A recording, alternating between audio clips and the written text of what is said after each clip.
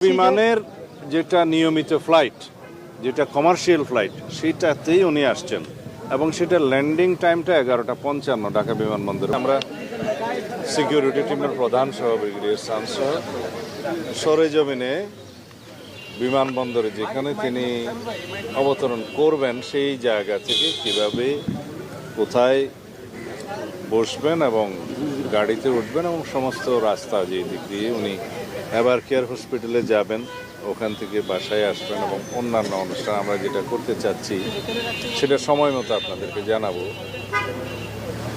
সেগুলো সরেজমিনে আমরা একটু পরিদর্শন করে এবং সংশ্লিষ্ট সকল কর্তৃপক্ষের সাথে একটু সমন্বয় করতে গিয়েছিলাম। আর নিরাপত্তার বিষয়টি আলাদাভাবে সরকারের সংশ্লিষ্ট মহলের সাথে সব বিভাগীয় প্রধানদের সাথে আমাদের নিরাপত্তা টিমের যিনি প্রধান এবং অন্যান্য সদস্য আছেন তারা সমন্বয় করছেন বেশ কয়েকদিন থেকে।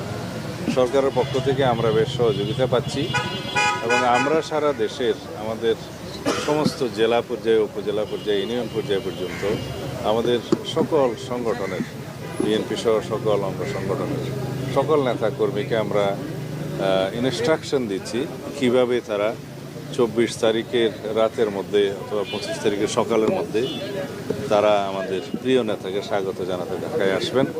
এর মধ্যে সারা দেশের সমস্ত জনগণের মধ্যে ব্যাপক উৎসাহ উদ্দীপনা আছে। দীর্ঘ 17 বছরের কষ্টের নির্বাসিত জীবন শেষে আমাদের এই দেশের গণতন্ত্রের রক্ষা কবচ, আমাদের আগামীর বাংলাদেশের যিনি নেতৃত্ব দেবেন ইনশাআল্লাহ, তাকে এক নজর দেখার জন্য আমরা গণতন্ত্র অবমুক্ত করতে পেরেছি। ফ্যাসিবাদের বিরুদ্ধে সংগ্রাম করতে করতে এই ফ্যাসিবাদ বিরোধী রাজনৈতিক সংগ্রাম, গণতান্ত্রিক সংগ্রামের সুদীর্ঘ 16-17 বছর তিনি নেতৃত্ব দিয়েছেন আমাদের।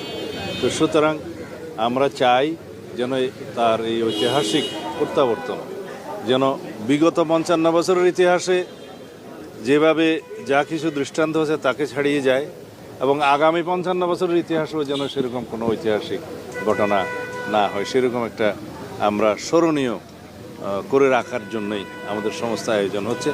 আশা করি সারা দেশের মানুষের জন্য অপেক্ষা করছে। আপনাদের সকলের সহযোগিতা প্রয়োজন।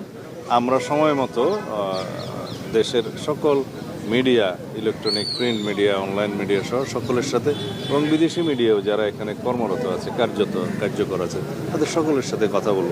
বাংলাদেশ বিমানের যেটা নিয়মিত ফ্লাইট, যেটা কমার্শিয়াল ফ্লাইট, সেটাতেই উনি আসছেন এবং সেটা ল্যান্ডিং টাইমটা 11:55 ঢাকা বিমানবন্দরে, 12টাই বলতে পারি আমরা। যেহেতু বাংলাদেশের জনগণ তাকে এক নজর দেখার জন্য উদ্গ্রীব হয়ে আছে, উন্মুখ হয়ে আছে এবং তার দুটো কথা শোনার জন্য উন্মুখ হয়ে আছে, সেই জন্য আমরা ব্যবস্থা করার চেষ্টা করছি কোন জায়গায় হলে সেটা ভালো হয় এবং আমরা সেটাকে অ্যাকোমোডেট করতে পারবো, সবাইকে আসতে পারবো, জনদুর্ভোগ যাতে না হয়, সব কিছু বিবেচনায় আমরা জায়গাগুলো পরিদর্শন করছি। আপনারা জানতে পারবেন।